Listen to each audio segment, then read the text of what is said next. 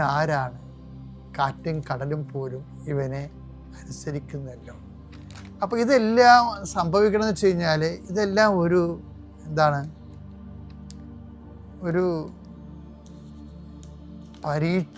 വിശ്വാസ പരീക്ഷണങ്ങളാണ്. നമ്മൾ theory and practical എന്ന് പറയല്ലേ, ഇവൻ ആരാണ് എന്നുള്ളതാണ് തിയറി.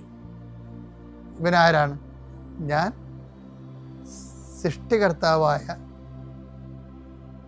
ദൈവം തമ്പുരാനാണ് എന്ന്. അപ്പോൾ ഈശോ നൽകിയിട്ടുള്ള ആ സ്വയം പ്രകാശിതമായ ദൈവത്തിൻ്റെ വെളിപാടുകളിലെ പരീക്ഷണങ്ങളിലൂടെയും അതുപോലെ തന്നെ അനുഭവങ്ങളിലൂടെയൊക്കെ ഇവരെ ദൈവം പഠിപ്പിക്കുകയും. അപ്പം അനുഭവങ്ങൾ എപ്പോഴും പ്രധാനപ്പെട്ടതാണ്. ദൈവത്തെ മനസ്സിലാക്കാനും വിശ്വാസം വർദ്ധിക്കാനും അനുഭവങ്ങൾ പ്രധാനപ്പെട്ടതാണ്. ആദിമസഭയിൽ അനുഭവങ്ങൾ, ഇപ്പം കൃപാസനം ഏറ്റവും കൂടുതൽ പ്രാധാന്യം കൊടുക്കുന്നത് എന്തിനാണ്? അനുഭവങ്ങൾക്കല്ലേ. അനുഭവ സാക്ഷ്യം എന്നല്ല പറയേണ്ടത്. അതിൻ്റെ കാരണം അവൻ ഓരോരുത്തർക്കും ഓരോ കാലം നൽകിയെന്നില്ലേ.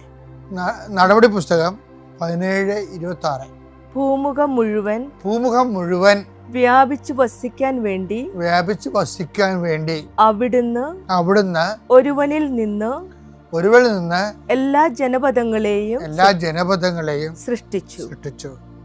അവർക്ക് വിഭിന്ന കാലങ്ങളും വാസഭൂമികളും നിശ്ചയിച്ചു കൊടുത്തു.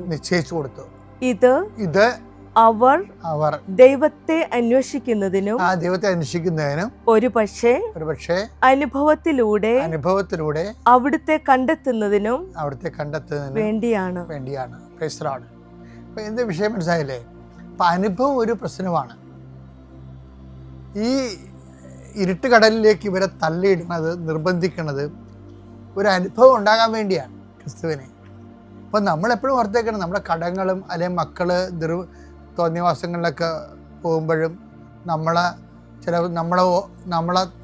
നിങ്ങൾ എന്തുണ്ടാക്കി ചില മക്കൾ മാതാക്കം പഠിക്കില്ലേ, മക്കളെ പോറ്റാൻ കഴിയത്തില്ലെങ്കിൽ അവരെ സൃഷ്ടിക്കാതിരിക്കണം എന്നൊക്കെ പറഞ്ഞ് മക്കള് ദൈവത്തെ മറന്നൊക്കെ സംസാരിക്കത്തില്ലേ.